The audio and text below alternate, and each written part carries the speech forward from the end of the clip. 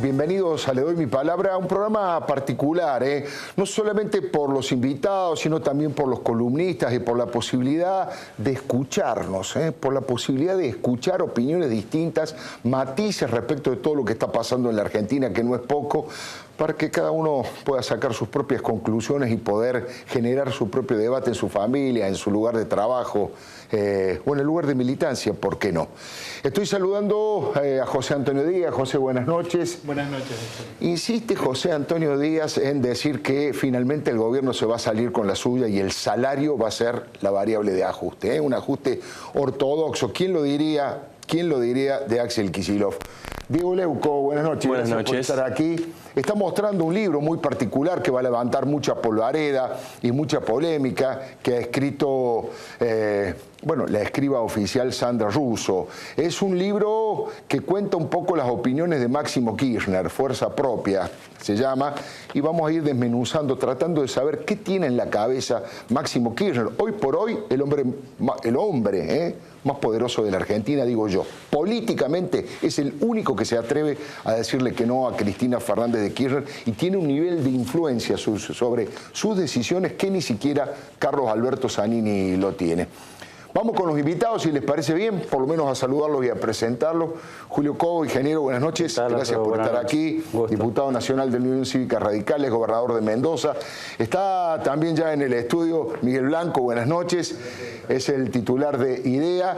Y Jaime Campos, el titular de la Asociación de Empresarios Argentinos de AEA. Buenas noches y gracias por estar aquí. Y Pino Solanas, senador de la Nación. Gracias, Pino. Como ve, variopinta la cosa, porque hay mucho tema para analizar. Desde el paro docente hasta el Código Penal vamos a tratar de conversar de todos esos temas.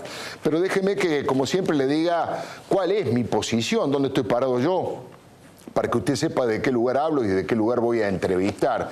Tiene que ver con esto del Código Penal, de este anteproyecto que según Zaffaroni es un borrador y no es un borrador, es el anteproyecto que le han presentado a la Presidenta el 13 de febrero para que lo estudie, redactado por esa comisión presidida precisamente por el doctor Eugenio Zaffaroni.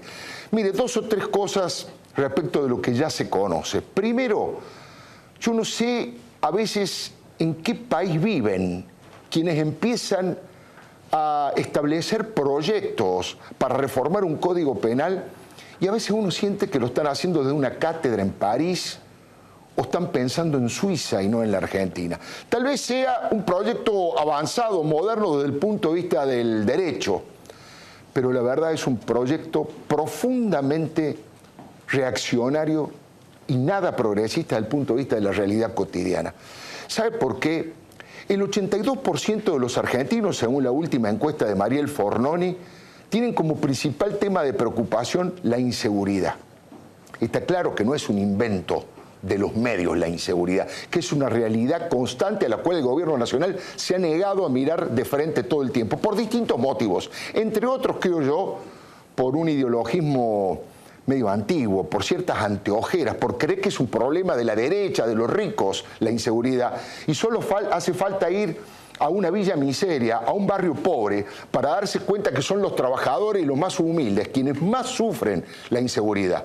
Es la madre que está preocupada, que está temblando, porque cuando el hijo viene del colegio le roban un par de zapatillas o la mochila. Es el pequeño comerciante de flores o de caballito que tiembla y se rodea de rejas porque trata de mantener la empresa como puede, viendo cómo gambetea a un gobierno que no lo ayuda a generar trabajo, y de pronto vienen y le roban todo lo que ha producido a un productor agropecuario de Marco Juárez, que también tiene que en algún caso armarse para proteger el esfuerzo de su trabajo.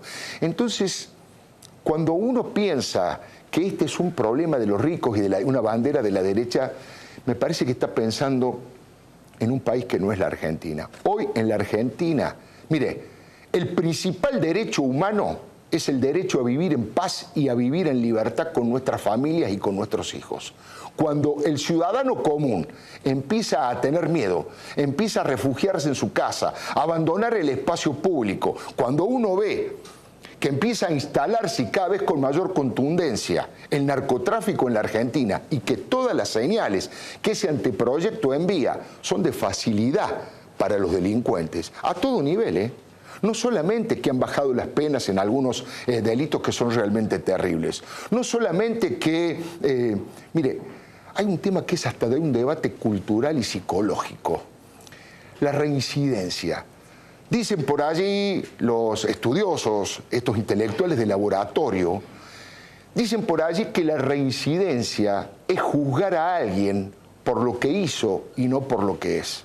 Me gustaría contestarle, pero leyendo infinidad de tratados respecto de alguien que, por ejemplo, viola y mata, alguien que viola y mata, es muy difícil que sea recuperado nuevamente, porque el nivel de perversidad que es necesario para violar y matar a una chica es tan grande que es una línea difícil de regresar. Pero supongamos que regrese, supongamos que la sociedad lo logra reincorporar y esa persona que violó y mató, de los 30 años pasa a los 20 años, porque a los 20 años está en condición de pedir la libertad condicional, estoy hablando del anteproyecto. Y si tiene 20 años, a los 40 años queda libre. Supongamos que sale y vuelve a matar. No se considera la reincidencia como agravante.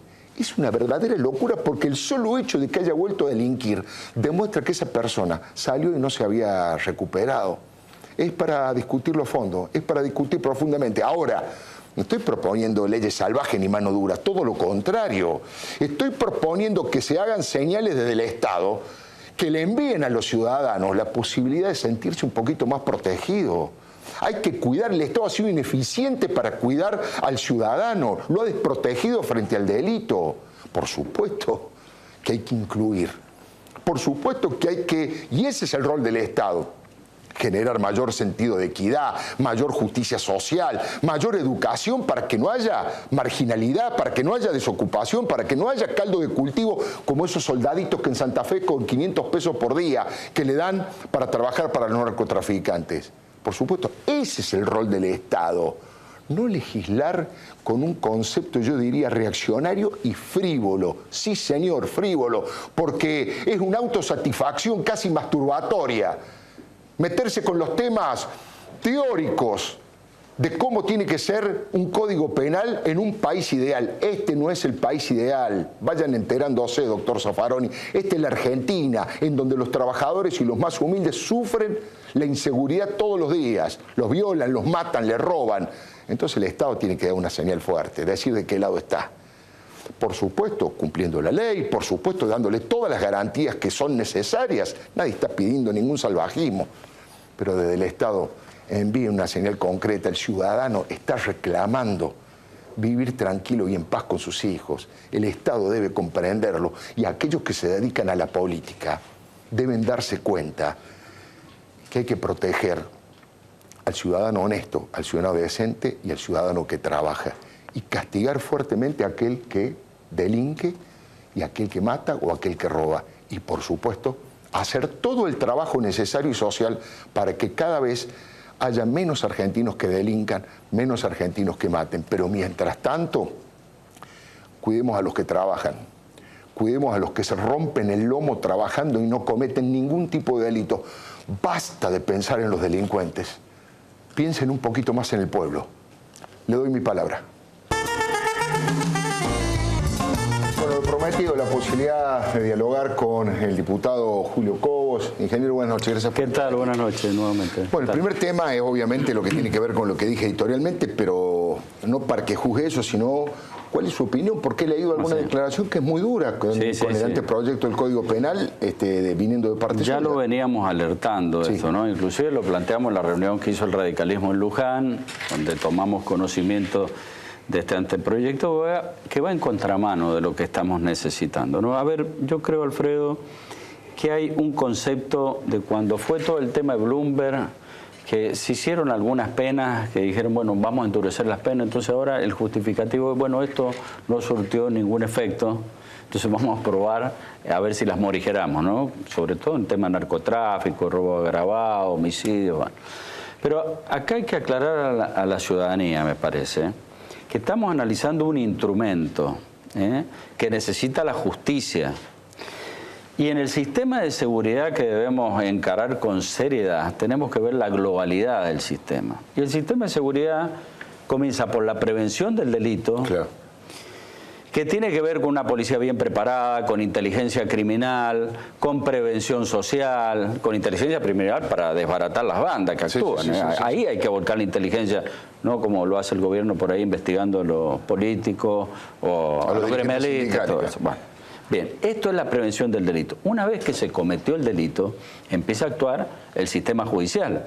Y el sistema judicial se nutre de las leyes que tiene el Código Penal entre estos. Pero hay un procedimiento judicial, hay un código procesal y hay un resultado de la justicia que la verdad que las condena de la cantidad de delitos que se producen. Mira, el último censo porque este gobierno que no publica las estadísticas, bueno, en el 2009 había 1.200.000 delitos en Argentina, por año, anual, de todo tipo. Mendoza tiene 160.000 delitos, tuvo el año pasado 140 o 130 algo homicidios. Para que tengamos una idea, bueno, se esclarecen de la totalidad del 3%. El 3%.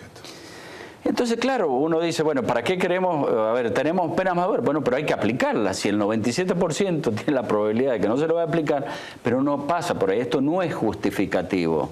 Y la otra pata del sistema penitenciario. Es decir, prevención del delito, sistema judicial y sistema penitenciario. Que rehabilite, que reinserte, que socialice, que trabajen, que se vuelvan a insertarse en la sociedad. Ahora, el Código Penal cumple además una función de disuasión, claro, porque está vinculado a la... ¿Por qué cuando vamos a Chile, cuando dice un cartel pare, es pare? Porque sabe que viene un carabinero, te quita el carnet y vas al juez, tenés que pagar y no tenés forma de eludirlo. Bueno, el narcotráfico, que hoy es el principal problema que tiene el país como cabeza el crimen organizado, es saber en qué país encontramos la vulnerabilidad, claro, de inseguridad para instalarnos, así como las grandes inversiones, nosotros decimos necesitamos seguridad jurídica y vienen a un país donde hay certeza, donde hay confianza.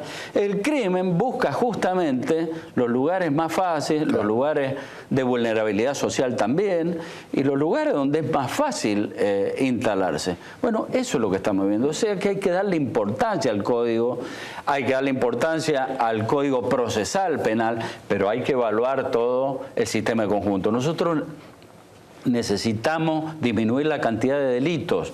Las personas reclaman justicia, pero en realidad lo que quieren es que el delito no se cometa. Claro. Y para eso necesitamos una ley de protección de fronteras, radarización, ley de intercepción de aeronaves, discutámosla, esto, inteligencia criminal para desbaratar las bandas organizadas. Ingeniero Cobo, lo voy a poner en un pequeño aprieto. Me da la sensación, escuchándolo, que usted tiene coincidencias con lo que ha planteado Sergio Massa y disidencias con un correligionario suyo, como Ricardo Gil Lavedra, que es integrante de la comisión redactora de este anteproyecto y que además ha salido en los medios a defenderlo un poco. Sí. Bueno, a ver, coincidencias, lo escuchaba Massa, que se opone. Lo que no comparto con Massa es que, a ver, es una manifestación política salir a juntar firmas. En realidad todavía no los conocemos, el anteproyecto.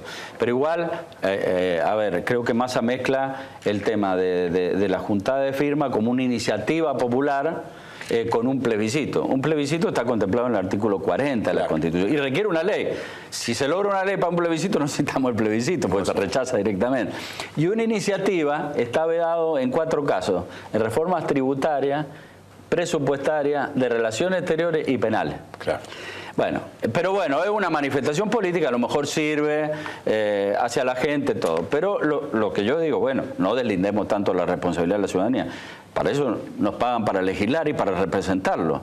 busquemos a ver, más de oponerse, necesita la gente un nuevo código, y necesita un nuevo código procesal penal, pero necesita una política de Estado en materia de seguridad, si no vamos a ir con parche, vamos a seguir con parche, reforma de la justicia, el código penal por un lado, el código civil por el otro. Pero lo que nos merecemos es una discusión integral del tema, ¿no? Y sobre todo en materia de seguridad, que como usted lo dice, es el principal problema que tiene la ciudadanía hoy. Ahora, pero supongamos, ingeniero, que este anteproyecto la presidenta lo envíe al Congreso. ¿Cuál sería su opinión dentro del bloque del radicalismo? Bueno, mire, nosotros lo hemos debatido en Mendoza, porque Mendoza...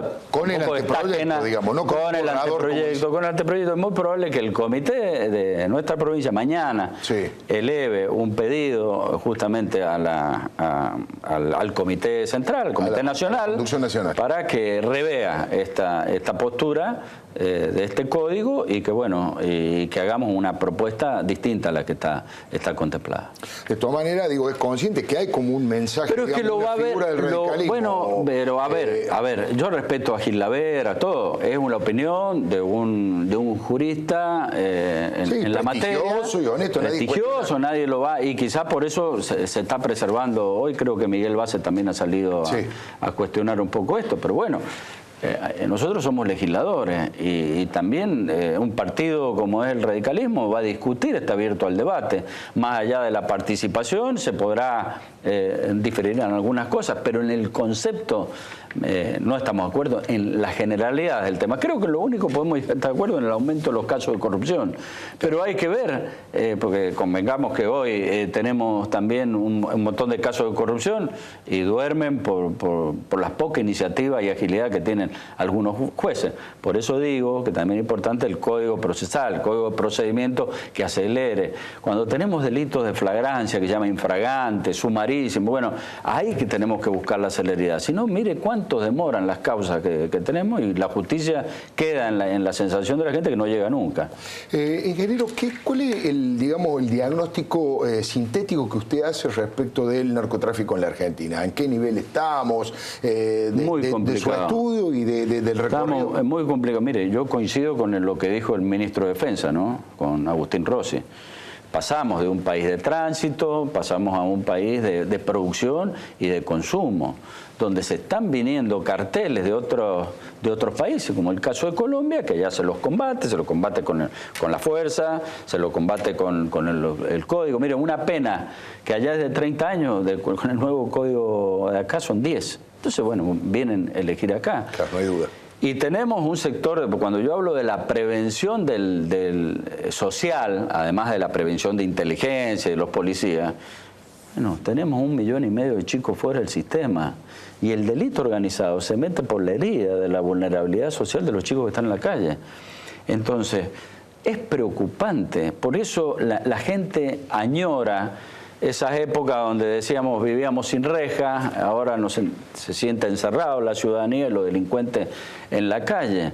Lo que tenemos que organizar, Alfredo, es la responsabilidad entre nación y provincia. Las dos son las jurisdicciones y no transferírsela a los municipios. Ahí tenemos una disidencia con Massa que él está promoviendo. Mire, el municipio puede iluminar las calles, preventores, colocar cámaras, pero hasta por constitución no se puede. Acá tiene que haber un gran acuerdo entre los gobernadores de la provincia y el Poder Ejecutivo Nacional para hacer una verdadera política de seguridad y colaborar, porque si no, con el tema de que es un delito federal y los gobernadores no pueden hacer nada, pero el delito lo tienen las provincias, la nación no tiene territorio, el territorio son cada una de las provincias. Entonces por eso tenemos que hacer y delegar en todo caso la responsabilidad, pero en las provincias, para combatir el narcotráfico. Ingeniero Cobos, en el discurso, la apertura de las sesiones ordinarias, la presidenta hizo una referencia a usted sin nombrarlo, cuando se refería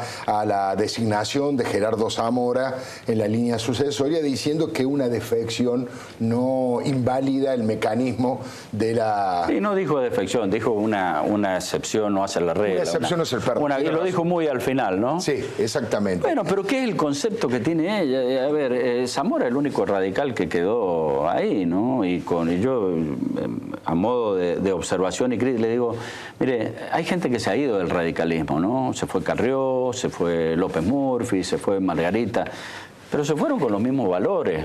del radicalismo. No se sentían contenidos por las autoridades, tenían problemas a lo mejor con alguna provincia, con un dirigente. Nosotros nos quisimos y nosotros queríamos dar la batalla. Bueno, un radicalismo fue con la baña, nosotros dijimos, nosotros vamos a complementar un proyecto. Y acordamos, no era un compromiso de adhesión ni menos de sumisión. El kirchnerismo cree que es de adhesión y hay que decir sí a todo. Bueno, se equivocaron. No se equivocaron solo con Cobo, sino con muchos los gobernadores e intendentes que apoyamos este proceso de concertación. Así que eso no me preocupa. ¿Usted cree que Zamora no ha mantenido esos valores radicales? Ningún radical defensor de las instituciones hubiera intentado violar la Constitución para perpetuarse en el poder. Él llegó para terminar con la dinastía Juárez. Y ahora está siguiendo los mismos pasos, ¿no? Los matrimonios presidenciales y los matrimonios... Estas cosas que a nosotros, bueno, la verdad nos producen urticaria, ¿no? ¿Qué cree que puede ocurrir con el tema docente? Se lo pregunto en dos planos. Primero, en el concreto, que finalmente en la provincia de Buenos Aires no hay clase en toda la semana porque han decretado 72 horas de paro y en el resto del país 48 horas de paro. No exactamente en todas las provincias, pero en la mayoría. Primero en eso, en el tema concreto. Y segundo, ¿el radicalismo apoyaría algún tipo de idea de incorporar el presentismo, como ha dicho la presidenta? Yo le voy a dar mi opinión personal. Los docentes hoy están muy mal pagos, sí, y tienen la función esencial y primordial de preparar a nuestros jóvenes para el futuro. Yo siempre digo, si uno quiere imaginar el país del futuro, miremos la educación del presente. Y creo que todo el esfuerzo que pueda hacer el gobierno lo tiene que hacer. Y acá hay dos cosas que tiene que tener en cuenta el gobierno. Que el acuerdo que hizo el año pasado fue superado por la inflación. Porque sí, el año pasado, no sé si arreglaron 22, 23 en escala, por ciento, no llegó al 24 y los docentes sintieron que ya perdieron 4 o 5 puntos. Y segundo, que la recaudación, y se lo puede confirmar Fernández Díaz, sí, sí, tanto en las provincias como, yo le doy el ejemplo de Mendoza, pero es una generalidad seguramente. Yo sigo las recaudaciones, ¿no? En el mes de enero en Mendoza la recaudación por coparticipación ha crecido el 40%. 42 y 39 horas, un promedio del 40, y los impuestos provinciales el 55. Esto tiene que ver con el proceso inflacionario que estamos viviendo. Claro. Y la recaudación en el Estado Nacional también ha crecido en forma similar. El promedio entre los tres grandes, que es impuesto y ganancia, seguridad previsional, que es lo que menos ha crecido, y recursos aduaneros, que tiene que ver con el aumento del valor del dólar, bueno, ha crecido el 37%. En el mes de enero, en febrero debe ser una cifra similar. Bueno, yo creo que hay que hacer una oferta. Se puede hacer una oferta razonable, como se le ha hecho en Santa Fe, como se le hicieron en Córdoba, pero menos del 30% me parece que los docentes no van a acordar. Aceptarlo. Y la verdad que contemplando las expectativas de la inflación que tenemos, que no las conocemos, porque si el gobierno dijera, mire, que fue una pregunta que yo le hice a Moyano, mire, si el gobierno lo convocara o le dijera, mire, el Estado va a tratar de bajar la inflación, porque la verdad con inflación no vamos a crecer, no nos vamos a desarrollar, no hay expectativas, hay demandas, a lo mejor por encima por la falta de incertidumbre, claro, por encima de lo que puede ser lo real. Si el Estado reordena la calidad del gasto, se compromete a emitir menos, y bueno, estas cosas se van acomodando y decir, mire, nosotros vamos para este año a establecer, a fijarnos como meta inflacionaria, no sé, el 20%. Entonces el cantar sería otro. Pero mientras tanto, y vemos los números de enero y vemos los números de febrero, ahora, que van a ser iguales o peor. O 4%. Y bueno, ¿y qué van a hacer los docentes? Ahora, estamos hablando de la educación de nuestros hijos, por eso tenemos que hacer el máximo esfuerzo para encontrar una solución que contemple la real pérdida del poder adquisitivo. Yo no creo que estén pidiendo de más. Están pidiendo lo que recuperar un poco lo que perdieron y lavar la ropa con la inflación que vamos a tener este año. Quedó pendiente lo del presentismo. ¿Cuál es su opinión personal? Mire, yo creo que hay que poner un incentivo en el presentismo, pero no todo la mejora salarial puede ser presentismo. Obviamente claro, que necesitamos los docentes en las aulas.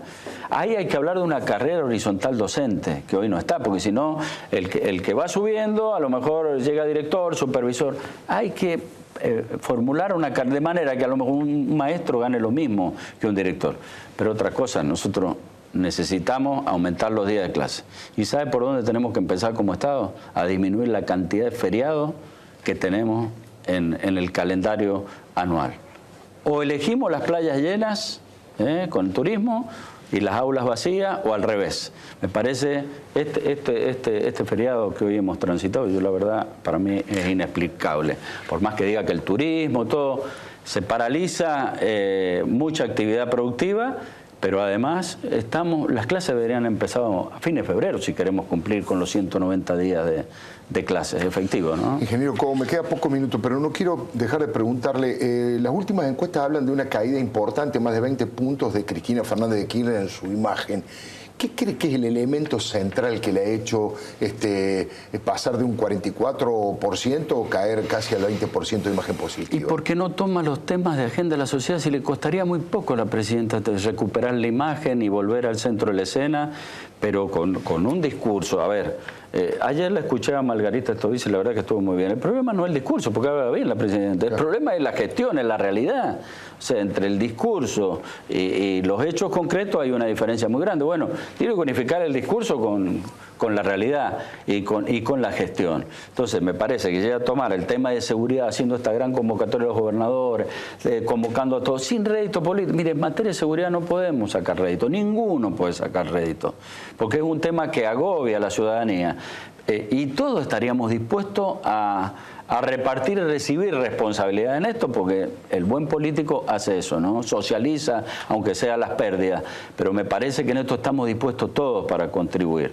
Pero si ella tomara eso, si ella tomara el tema, le hablara a la gente de inflación, que va a hacer el esfuerzo, no solo con los precios cuidados, porque es el Estado el que origina el libre, es el que especula con la recaudación, es el que especula de alguna manera con esto, porque recauda más, porque es la forma de licuar a lo mejor una mala administración cuando se gasta más de lo que corresponde. Si la presidenta tomara eso y le hablara tranquila a la ciudadanía, algo bajó el tono, digamos, en el último discurso. Sí. Pero es un discurso referido al pasado, sí, al pasado. Y mire, ahí veía estos mails que llegaban y le dice: papá, ¿por qué el retrovisor es más grande que el parabrisas? Hijo, dice, porque es más importante mirar hacia adelante que mirar hacia atrás. Y hubo poco de presente y nada de futuro, y eso es lo que tendría que haber hecho la presidenta. Ingeniero Cobo, ha sido muy amable, muchas gracias por haber venido. No se vaya, vamos a conocer un poco qué está pensando, cuáles son las preocupaciones del mundo empresario. Están con nosotros Miguel Blanco, que es el titular de IDEA, y Jaime Campos, que es el titular de la Asociación Empresaria Argentina, y Pino Solana. Hay varios temas para conversar con Pino Solana, realmente picantes.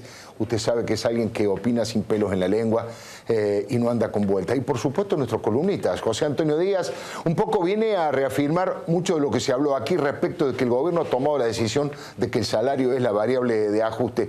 Y después Diego Leuco nos va a hablar de este libro que está saliendo, todavía no está en las librerías, pero ya lo tenemos aquí, va a ser analizado para tratar de comprender qué tiene en la cabeza Máximo Kirchner, que es el hombre que mayor influencia tiene sobre la presidenta de la Nación. Ya venimos, le doy mi palabra.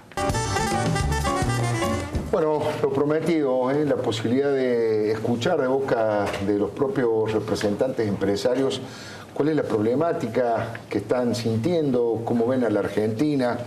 Miguel Blanco, muchísimas gracias por venir. Jaime Campos, igualmente. Estoy hablando con el titular de IDEA. Bueno, la primera pregunta tiene que ver con la inflación. Me parece que es uno de los temas que más le preocupa. Quería saber cuál era su opinión. Esto de que se haya reconocido en el mes de enero el 3,7%, luego de la negación del tema durante tanto tiempo. Yo creo que es importante empezar por reconocer el problema, ¿no? Porque si uno no reconoce el problema es muy difícil encontrar la solución.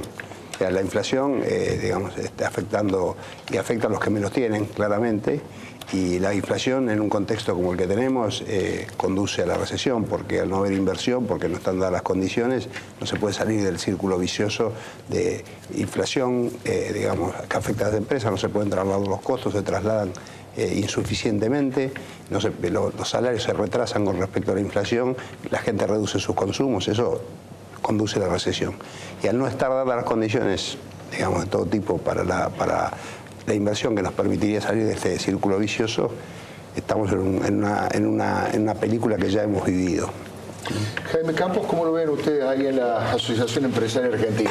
Nosotros creemos que efectivamente es el gran tema de Argentina, ¿no es cierto? Es decir, no solo de estos años, pero claramente en este momento lo que hay que poner es mucho énfasis en bajar la inflación. La gran duda que mucha gente tiene es qué es lo que genera la inflación, ¿no es cierto? Y acá, como representante de una entidad empresaria importante, yo quiero decir con todas las letras, con toda claridad, que la responsabilidad principal de atacar la inflación en todo el mundo la tienen los gobiernos. Es una política macroeconómica la que hay que llevar a cabo para bajar la inflación. En el mundo la inflación, para que tengamos una idea, Alfredo, hay 165 países más o menos en el mundo, hay 112 que tienen inflación de menos del 5% anual. 5% anual. Si nosotros decimos, bueno, claro, por muchos de esos países pueden ser países desarrollados, en Europa se sabe que la inflación es baja, en Estados Unidos, ¿no es cierto?, Canadá, Australia. No, vamos a la región. Yo tengo acá una hojita que le llevo en el bolsillo, ¿no? ¿Sabe cuál es la inflación anual en América Latina, en los otros países de la región? En Colombia es 1.6 por año. Por año, 1.6. Increíble. En Ecuador es 2.7, en Perú es 2.9, en Chile es 3.0, en Paraguay 3.7 por año, México 3.9, Brasil 5.9, Bolivia 6.5, Uruguay 8.5. Los únicos dos países que tienen inflación alta en la región por arriba, bastante por arriba del 20%, son Venezuela por lejos, que tuvo el año pasado 56% de inflación, y nosotros. Entonces uno dice, ¿cómo van a ser los empresarios, los responsables de la inflación? Que yo sepa, en Chile hay empresarios, en Perú hay empresarios, en Colombia hay empresarios, en todos estos países que menciono hay empresarios. No, y además hay proyectos, si quiere, desde el punto de vista ideológico, mucho más definidos que el de Argentina. Digamos, en Bolivia y en Ecuador hay gobiernos que uno podría calificar por ahí claramente de izquierda y, sin embargo, la inflación es la que hay. Exactamente, es que la inflación perjudica muchísimo, por supuesto, a la gente de bajos recursos, la gente de ingresos fijos, ¿no? Y perjudica terriblemente la actividad empresaria, ¿no? Porque usted, para llevar adelante una actividad empresaria, lo que tiene que tener es alguna idea de previsibilidad, ¿no es cierto? Entonces tiene que saber, usted opera en un medio, ¿no es cierto? Tiene que saber a qué precio va a tomar comprar los insumos, qué salarios va a pagar, ¿no es cierto? Si va a exportar, a qué tipo de cambio va a recibir luego sus divisas de exportación. Es decir, tiene que tener alguna idea de cómo van a seguir los negocios para adelante. Entonces, la inflación es terriblemente negativa para el desenvolvimiento de los negocios, ¿no es cierto?, y para los empresarios. Y por eso que nosotros, lo digo casi a título personal, pero nos indigna muchas veces esta asociación que a veces se hace entre inflación y responsabilidad empresaria. Los empresarios, como digo, en todos estos países están presentes y usted ve los índices de inflación. Hay empresas que operan en Argentina y operan también en esos otros países, ¿no es cierto? Y sin embargo, en esos otros países no aumentan los precios. Entonces, me parece que el punto importante es plantearnos ese tema con toda claridad, ¿no es cierto? Las causas de la inflación tienen que ver con políticas macroeconómicas y son sobre eso que hay que trabajar. No, incluso si usted quiere profundizar ese argumento, Campo, durante este mismo proceso kirchnerista, en el comienzo no había inflación y la gente ahorraba en pesos, y los empresarios eran los mismos y los actores sociales eran los mismos. Lo que pasa es que las políticas racionales, previsibles del gobierno de la primera época de Néstor Kirchner generaban que la inflación no se disparara. Así es, sí. Una pregunta, ustedes, Miguel Blanco, además de ser el titular de IDEA, bueno, en su actividad, digamos, empresarial, tiene la titularidad de Swissmedical, ¿no? El director general de Swissmedical. Sí. Le pregunto, y la pregunta es para los dos, ¿esto está generando ya, ustedes notan por lo que le dicen sus colegas, cierto freno de la economía? ¿Hay una actitud de la gente más austera, más cuidadosa de no gastar? ¿Se está frenando la Está economía? pasando, sí, claramente. ¿En qué se puede verificar? Bueno, ¿en qué se nota? Se verifica, digamos, porque lo que está ocurriendo con las empresas, nosotros lo vemos por los movimientos de altas, bajas y modificaciones de nuestros clientes corporativos, que hay una circunstancia que, digamos, si bien no hay despidos masivos, lo que no se hace es reponer las bajas. No se reponen las bajas. En muchos casos. Entonces, está bajando el nivel de empleo. Y eso es obvio, porque, bueno, no hay forma de alguna forma uno tiene que contener los costos, ¿no? Si no puede trasladarlos a precios. Esto está pasando. Y la gente, obviamente, en nuestra empresa, por ejemplo, busca permanentemente bajar a planes más económicos, porque obviamente no le dan los números. La inflación afecta mucho la actividad nuestra. Por un lado, porque es una actividad intensiva en mano de obra, claro. Y una vez que hay un aumento del 26% como hubo el año pasado y el 30% que apunta este año, no hay forma en una actividad con muy baja rentabilidad en la última línea de no trasladar a los precios esto. Y esto impacta muy fuerte a las familias, obviamente. O sea que esto produce una baja en la actividad claramente. Campos, ¿hay un registro de freno de la economía? Digamos, nosotros no tenemos la precisión que tiene acá Miguel en cuanto a estadísticas, pero claramente la sensación que uno percibe es que estamos entrando en un año mucho más tranquilo en materia de actividad económica, claramente. Y por eso que me parece tan importante que realmente se ataque la inflación, porque la inflación, usted sabe muy bien que cuando empieza, ¿no es cierto? Cuando uno empieza de niveles muy bajos y sube, hay una sensación de mayores consumo, de mayor, ¿no? Cierta euforia, por decir así, ¿no? En la etapa de subida. Sí. Hasta que la inflación, digamos 10, 15%. Una vez que uno sube ya en los niveles en que estamos hoy, claramente la inflación pasa a ser profundamente negativa. Por eso que yo estoy absolutamente convencido que si el gobierno lanzara un plan, si no le quieren poner plan, una hoja de ruta, porque cada palabra tiene a veces su sentido, pero que diga cuál es la expectativa de inflación en el 2013. ¿No? Tendría que ver, además, sería muy importante para todas estas negociaciones que están haciendo hoy salariales con los docentes, como usted muy bien lo decían hoy, con Cobos. Es decir, ¿cuál es el escenario de inflación del 2013? 2014. Si realmente... Del 2014. Del 2014. Si realmente hubiera claridad en términos de que la inflación va a ir bajando y que las políticas que se adoptan realmente generan previsibilidad en la gente de que realmente la inflación va a ir bajando, eso va a generar más entusiasmo, va a generar más credibilidad y va a generar también más inversiones, ¿no?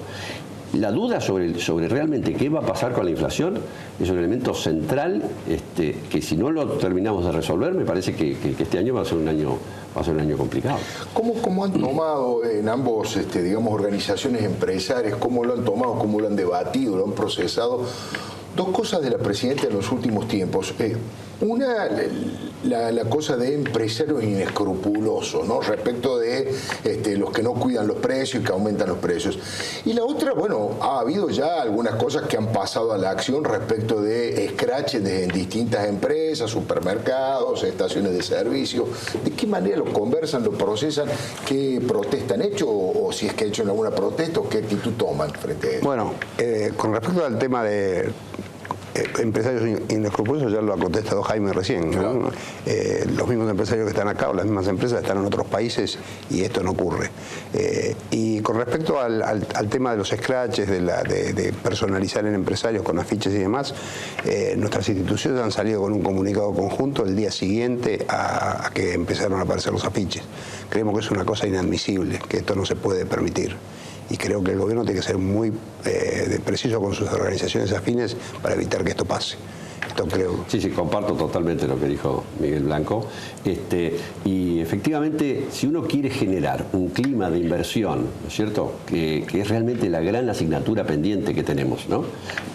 Porque realmente para que la economía vuelva a crecer necesitamos tener un flujo fuerte de inversiones. Para eso, evidentemente, uno tiene que generar un clima de diálogo, ¿no es cierto?, de previsibilidad, de aceptación de las reglas de juego, ¿no? Y eso es lo que realmente va a entusiasmar al empresariado, ¿no? Es decir, decir, eso de escrachar, así como en su momento se escrachó a los periodistas, ¿no es cierto?, a juristas, ¿no? Realmente escrachar a empresarios es algo que no tiene ningún sentido, es absolutamente algo que uno tiene que rechazar totalmente, ¿no es cierto? Es decir, en una sociedad civilizada el escrache tiene que estar fuera de lugar, absolutamente, ¿no es cierto? Ustedes están, ambas entidades integran lo que se llama este foro de convergencia de empresarios. ¿Cuántas digamos, entidades hay? ¿Y cuál es el objetivo? Ahora hay una reunión, una próxima reunión. Exactamente. Bueno, esto se empezó a gestar allá por noviembre y hoy ya hay más de 35 digamos, organizaciones empresarias que están presentes y que están participando. El objetivo son dos cosas, básicamente. Yo creo que el empresario tiene que, primero, participar abiertamente en el debate de ideas, tiene que con un lenguaje comprensible para el resto de la sociedad y tiene que hacer conocer sus propuestas. Entonces, lo que estamos haciendo nosotros es discutir esa propuesta que en algún momento vamos a llevar a la opinión pública y a los partidos políticos, poniéndonos de acuerdo en políticas de Estado que den el marco para la actividad empresaria que es la que genera empleos, la que puede llevarnos al desarrollo sostenible. O sea, esta es la finalidad de este foro y hay acuerdo en este objetivo y estamos trabajando, digamos, con profundidad. No tenemos plazos para emitir los comunicados, no tenemos ningún plazo. Lo que tenemos es un objetivo que es llegar a una propuesta que sea lo más clara posible, lo más comprensiva, lo más unificada desde el punto de vista del consenso de todas las instituciones que están presentes y que podamos después, a partir de ahí, empezar a presentar esa propuesta a otros sectores de la sociedad para lograr un acuerdo en ese marco de política de Estado que nos conduzcan a lo que necesitamos, que es el desarrollo sostenible para eliminar la exclusión social, para eliminar la pobreza. Ese es el objetivo del empresario. Hoy estaba leyendo un diario oficialista que decía que en realidad el objetivo del foro de convergencia era una suerte de lobby sobre los partidos de oposición o sobre los partidos que podrían llegar a gobernar en el 2015 como para imponerle un plan económico. ¿Ustedes tienen previsto llevarlo al resto de los partidos políticos Todos. que tengan una decisión? Sí. La idea es, efectivamente, como bien decía Miguel, efectivamente sí. Nosotros creemos que el empresariado tiene, como todos los distintos agentes de la sociedad, una responsabilidad. ¿No es cierto? Es decir, el empresario, ¿cuál es la esencia del empresario? El empresario es alguien, ¿no es cierto?, que lleva adelante una actividad económica, ¿no? Con obviamente el propósito de tener una rentabilidad que haga que el negocio valga la pena, ¿no es cierto? Y con ese motivo genera empleo, ¿no es cierto?, paga impuestos, ¿no?, porque el Estado se mantiene por los impuestos que pagan las empresas y los individuos, ¿no? Exporta, por lo tanto genera divisas, ¿eh? Y a nosotros nos parece que el empresario tiene una responsabilidad de transmitir su visión. Eso no quiere decir que esa visión deba ser considerada la única ni la más importante. No, es una visión. Es un error a veces en el empresario quedarse callado y no emitir una opinión, porque hay una responsabilidad, ¿cierto? Así como los periodistas tienen la oportunidad de dar sus opiniones, ¿no?, y el que se las calla no está haciendo una contribución a la sociedad. El empresario, si se calla y no dice lo que cree genuinamente que es necesario para que la sociedad funcione, que crezcan y haya más inversiones, está realmente de alguna manera escondiendo su verdad, ¿no es cierto? Por lo tanto, nosotros creemos que es una obligación del empresariado y de ahí la creación de este foro, de transmitir estos valores, ¿no? Por supuesto, para compaginarlos, para contextualizarlos y ponerlos en común con otras gentes, con los sindicatos, con los cuales ya hemos tenido una reunión y vamos a seguir teniendo más reuniones, con los políticos, con distintos sectores de la sociedad. Pero nos parece muy importante que la sociedad sepa al menos cómo los empresarios ven la realidad, ¿cierto? Y qué es lo que consideran que es necesario tener en cuenta para crecer, invertir, generar empleos. Jaime Campos, Miguel Blanco, muy amable, muchas gracias por haber venido. José Antonio, ¿qué pasa con el salario como variable de ajuste? Lo venías anticipándose bastante, ¿no? En realidad, el episodio fracasado de la paritaria nacional docente revela esta estrategia del gobierno. Tienen un tope que es absolutamente irreal y lo que pretenden es licuar los salarios del sector público particularmente. No olvidemos que los docentes no negocian prácticamente a nivel nacional. Claro. Simplemente hay una estimación de un techo o de un piso, claro, una referencia para que después las provincias finalmente determinen los aumentos y sobre todo los paguen, claro, porque de eso se encargan. Entonces, yo digo, el gobierno por un lado sincera esto y por el otro lado la inflación también la sincera. porque está claro, como dijo el secretario de Comercio, que los precios cuidados no eran para frenar la inflación, eran para desestimar, en todo caso, especulaciones hiperinflacionarias, bajar expectativas. Para eso servía. No pueden bajar ni siquiera las expectativas. Entonces, de nuevo enero estuvimos para el índice oficial, el IPC 3,7, para otras mediciones privadas entre 4 y 5. Ahora tenemos en febrero un mes tranquilo, teóricamente. Estamos con un piso de 3,5, 4, que algunos suben hasta 5. Algunos economistas dicen, si el IPC no dice 4 en febrero, es trucho. Claro. Es decir, es tal la evidencia de los aumentos de precios que se calcula, y aquí voy a un primer problema grave. En el primer trimestre del año, vamos a tener un índice de precio entre 12 y 15%, claro, según calculan las consultoras. Cobos y otros invitados se preguntaban, ¿cuál va a ser la inflación este año? Claro, no sabemos. No sabemos si a este ritmo, la verdad que los pronósticos son muy malos. ¿Cómo se compensa esto? El gobierno tenía una receta: inflación, emisión monetaria y, en caso extremo, devaluación. Hizo todo. Recontraemitió, redevaluó, dio argumentos en el camino. Los combustibles, por ejemplo, no iban a aumentar. Ahora aumentó 7% en enero, 6% en febrero. Marzo se calcula un 6%, o está previsto. En el año de marzo a marzo pasado aumentaron los combustibles 60%. Y acá el argumento de Kicillof de que se paga en pesos es una cosa absurda, porque el precio del crudo se establece en dólares y el 80% de los costos de el negocio de los combustibles es en dólares. Bueno, entonces, vamos a los salarios finalmente. ¿Cómo estamos ahora con los salarios?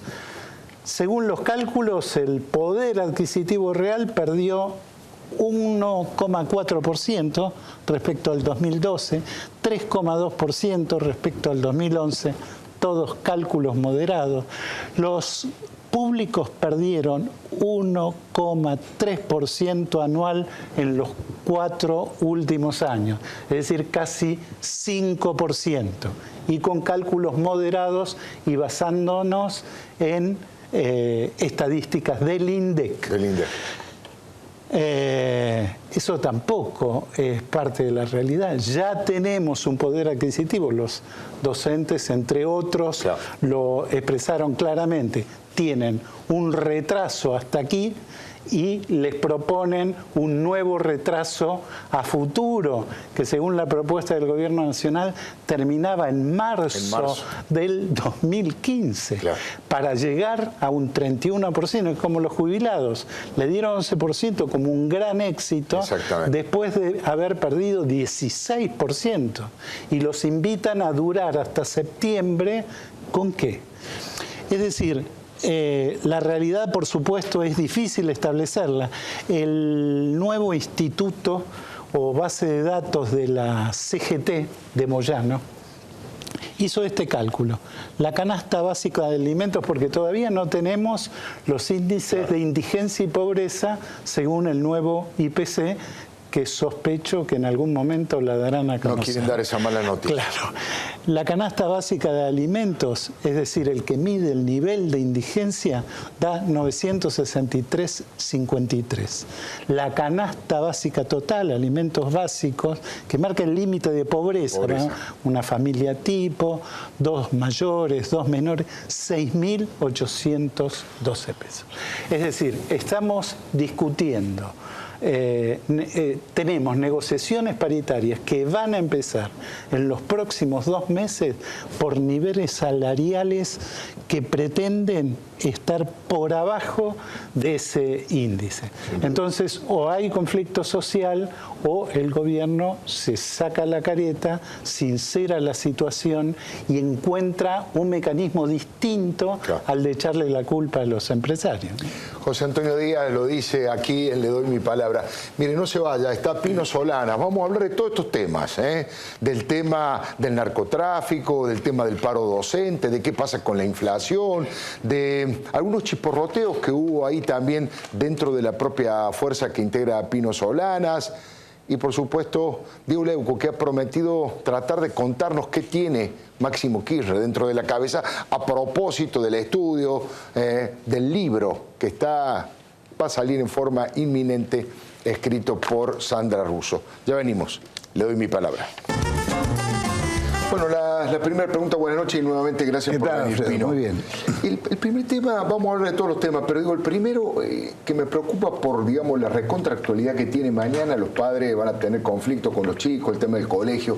¿Cómo ve usted el tema del paro docente? Me parece que los docentes están muy mal pagos, no se discute en absoluto. La verdad que el ingreso de un maestro de primer grado es por debajo de la línea de pobreza directamente. Pero ¿cómo está viendo la evolución del conflicto, atendiendo que uno de los gremios que más representa, que mayor cantidad de docentes representa, es bastante, digamos, simpatiza bastante con el gobierno nacional también, ¿no? En el caso de Cetera, digo. Ahora, ¿qué instrumento tiene? No, porque esto de el mes de febrero y marzo con los maestros es histórico. Sí, sí. ¿Hasta dónde la paciencia? No, lo que estamos ante escenarios de hipocresía y de presión o de violencia que son inadmisibles. Me refiero cuando el Poder Ejecutivo, el nacional, el provincial o el de la Ciudad de Buenos Aires, intenta, ofrece muy por debajo de lo que es la inflación. Claro. Acá se está hablando de la inflación. 3,7 dijo el gobierno del INDEC en enero, pero el resto de las consultoras, los ministerios de economía provinciales, estaban arriba de 4. Sí. Pero cuando está arriba de 4, le dicen, ¿cuánto paga el consumidor? El consumidor no paga 3,7 ni 4, paga 5. De Alfredo, para que usted esté en el 3.7 o en el 4.1, le tiene que dedicar un tiempo de su vida para estar chequeando y buscando el precio, que no lo tiene. Claro.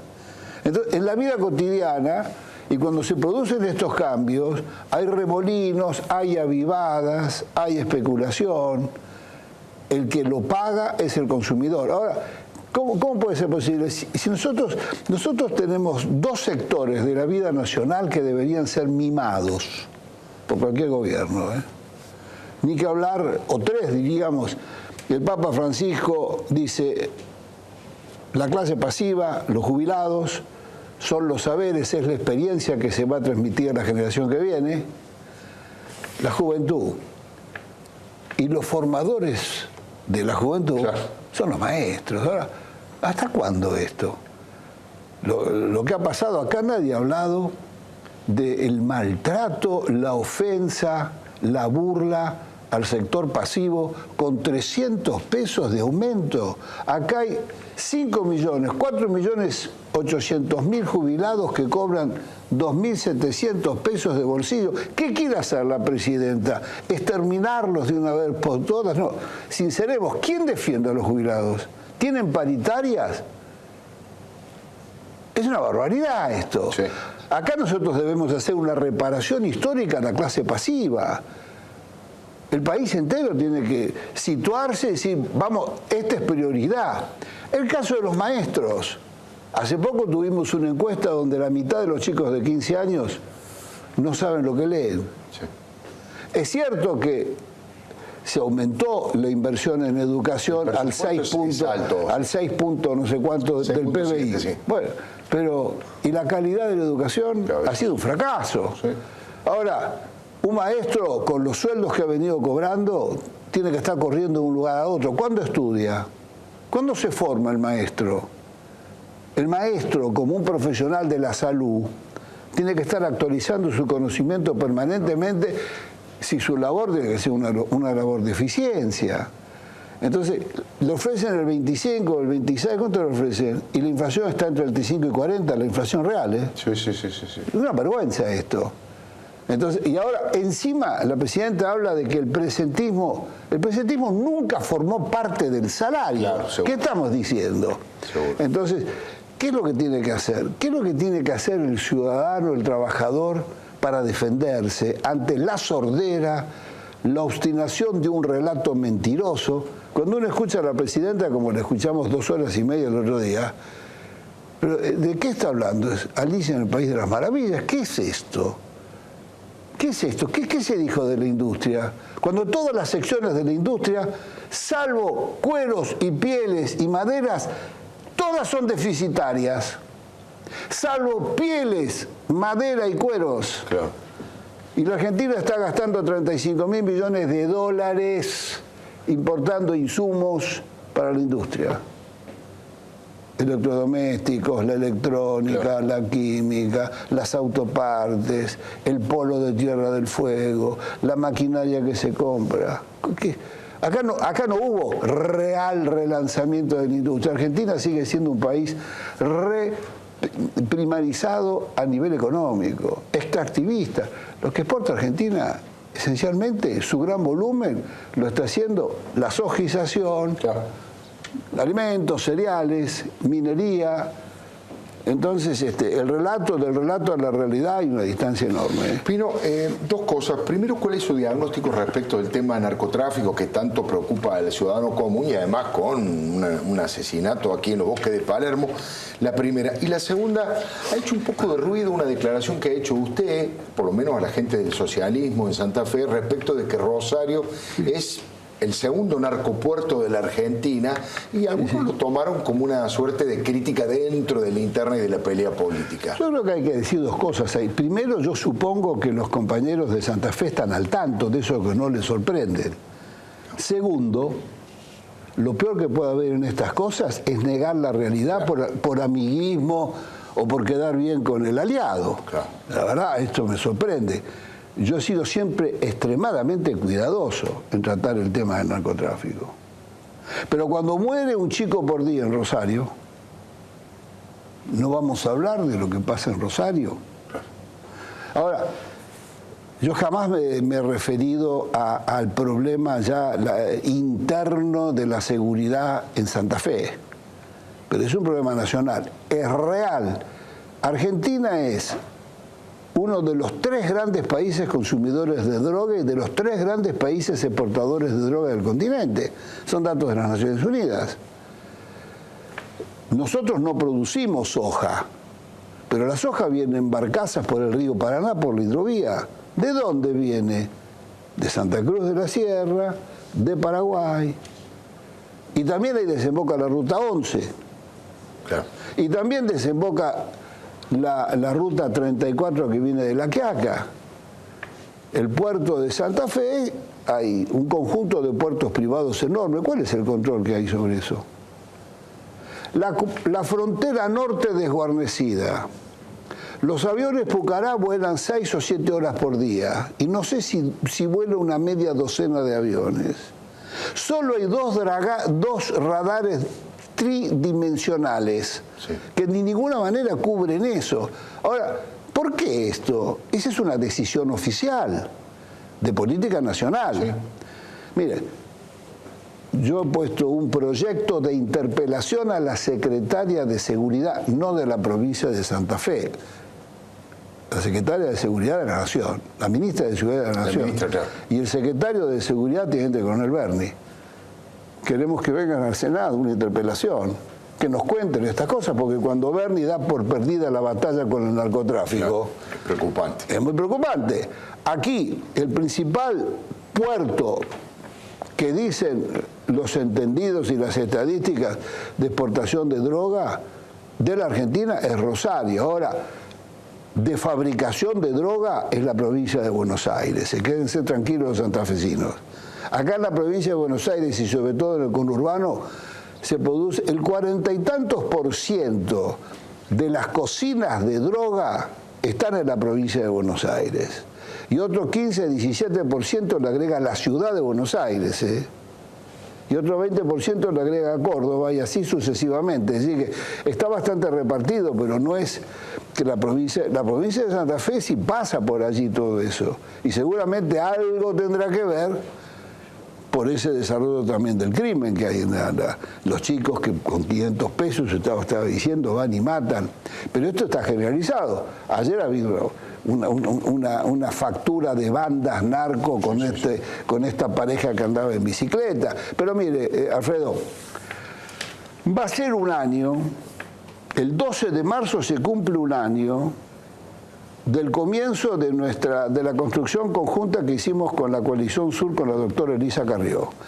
Ese acto, y estuvimos acá en ese mes de marzo, sí, me acuerdo que ese acto nació en la denuncia de la mafiosidad, en la denuncia del desarrollo transversal de las asociaciones ilícitas y mafiosas, y el narcotráfico, y la trata de personas.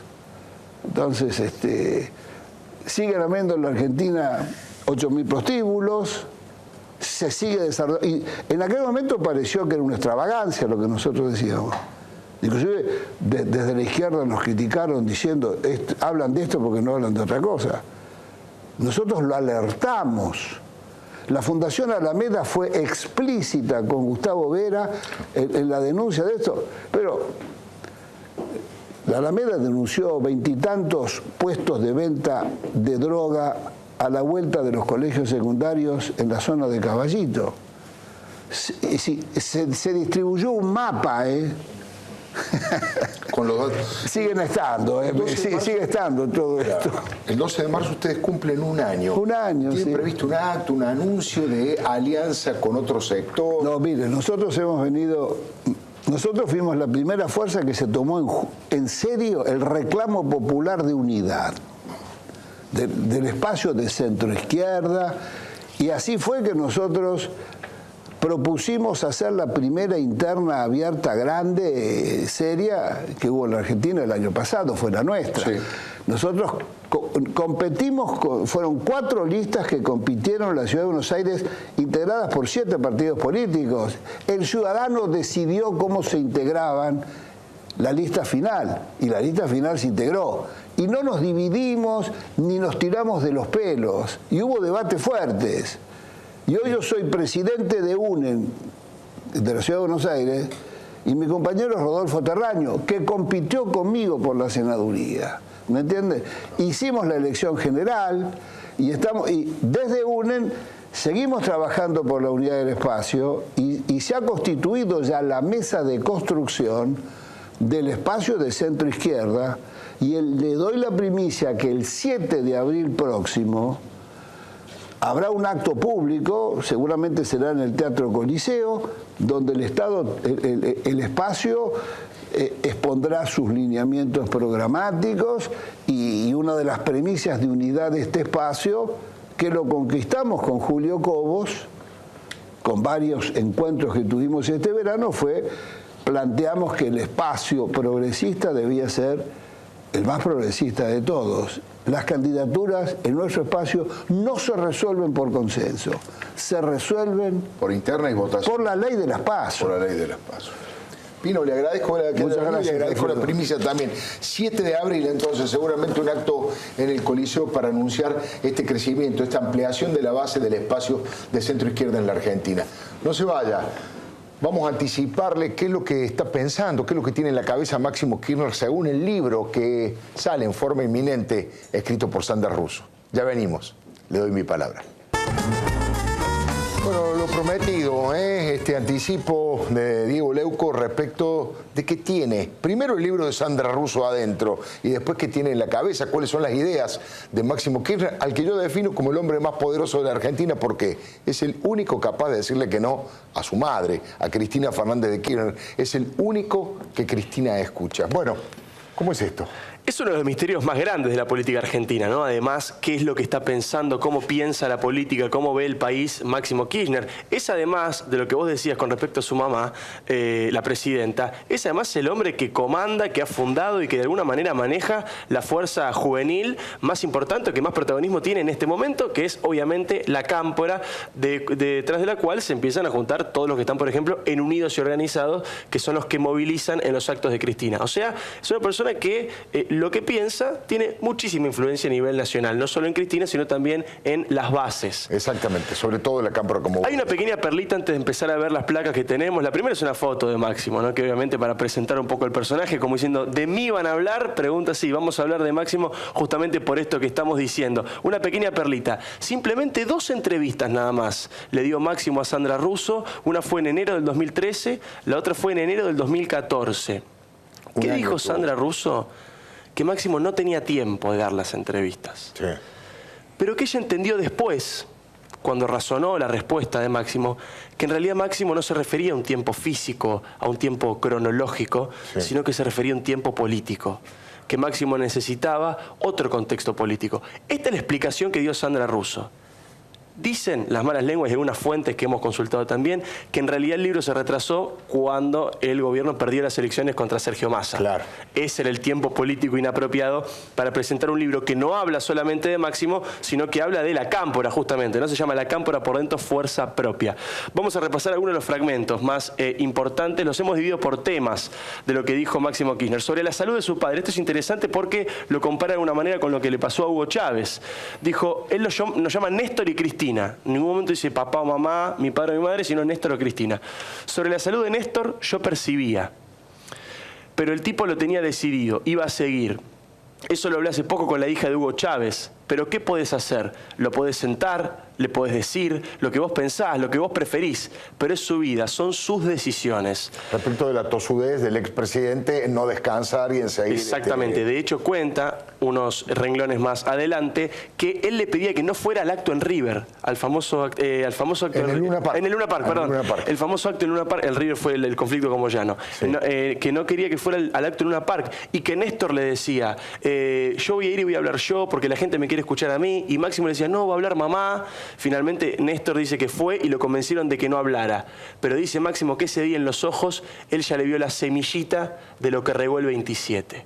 Impresionante. Pregunto, ¿es pregunta-respuesta, reportaje o es un texto que Sandra Russo ha hecho? Es glosada, como se llama. Es la palabra de Máximo Kirchner con algunas intervenciones de Sandra Russo. En algunos momentos a uno le gustaría tal vez alguna repregunta cuando por ahí se esboza alguna definición política que no aparece. Se queda simplemente, por ejemplo, cuando Máximo en algún momento reconoce errores o dirigentes que él considera que no le gustan que estén dentro del kirchnerismo, no está la repregunta de quiénes, por ejemplo, o cuáles. Eso es, de alguna manera, lo que está faltando. Después hay otro tema del que he hablado, que es el posperonismo y la juventud. Claro. Máximo dice, hoy parece que el peronismo es lo que abarca todo, pero hay que ver qué piensan los pibes, si se sienten tan representados de esa manera como para decidir que son peronistas y ya está. Lo que se escucha es Cristina. Los veo muy de ir con lo propio. Es raro el texto porque es textual como habla Máximo. A veces hay que leerlo varias veces habla para de los terminar pibes para decir su propia opinión. Los pibes es lo que piensa él, que conduce la Cámpora. Y acá de alguna manera está planteando si es el peronismo la respuesta de lo que viene. Claro, ¿no? Y este es un debate que está empezando a suceder. Lo vimos con la designación de Gerardo Zamora. Seguro. Digo, seguro. ¿no? El y tema además está sugiriendo que tal vez lleven un candidato propio, aunque sea para perder una elección, y que no apoyen un candidato que no los representa, como el caso de Daniel Scioli, por ejemplo. Exactamente. ¿No? Él habla mucho de esto en varias partes, pero este es un fragmento que lo condensa de alguna manera.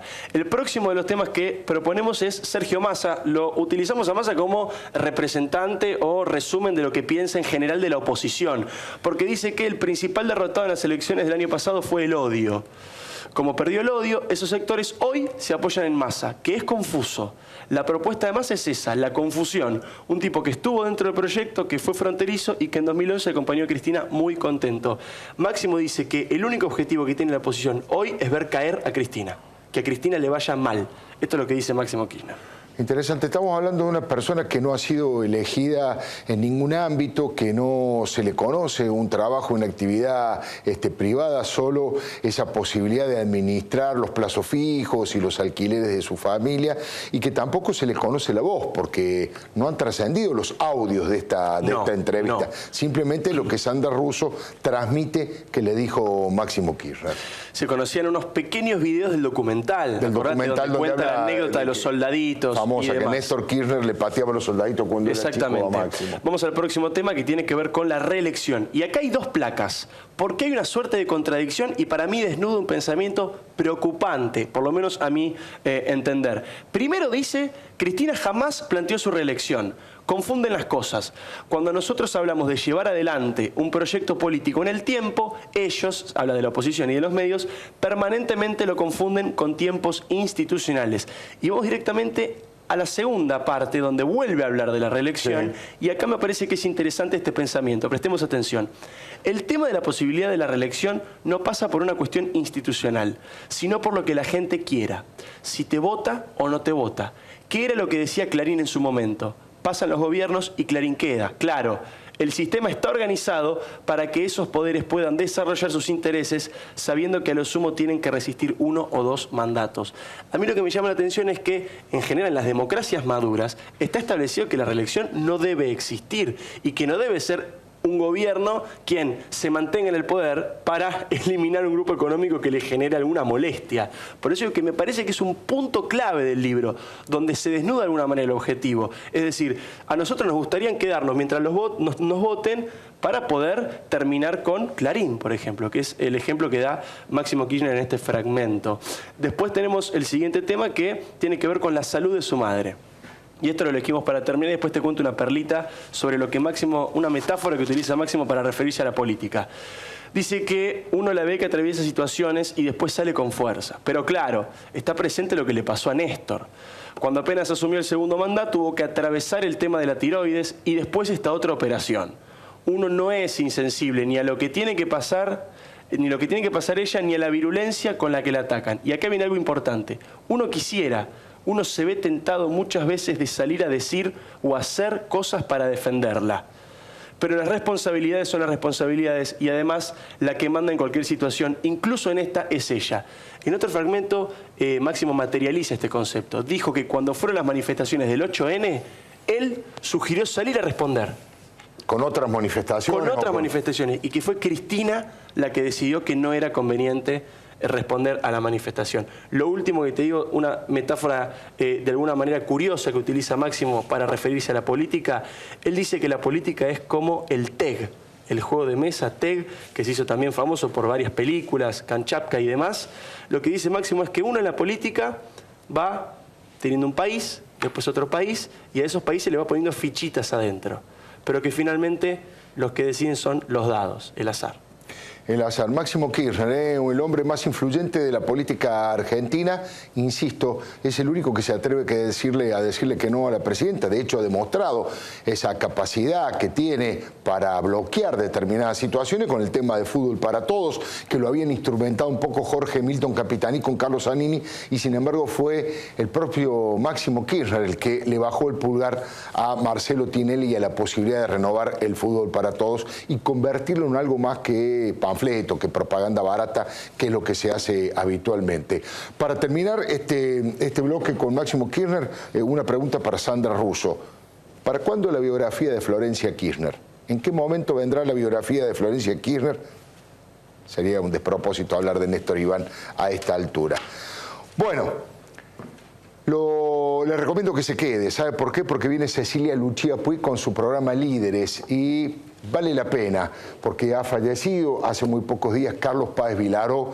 Se trata de un reportaje a este hombre de la cultura realmente tan querido por todo el Río de la Plata, a quien fue el inventor, el creador de Casa Pueblo. En aquel momento es un reportaje de archivo que Cecilia Lucía Puig le hizo a Carlos Páez Vilaró y vale la pena conocer un poco cómo fueron sus comienzos, cuáles son sus inquietudes en la vida de alguien al que hemos perdido, pero ha quedado su obra. Lo espero el próximo martes aquí, en Le Doy Mi Palabra.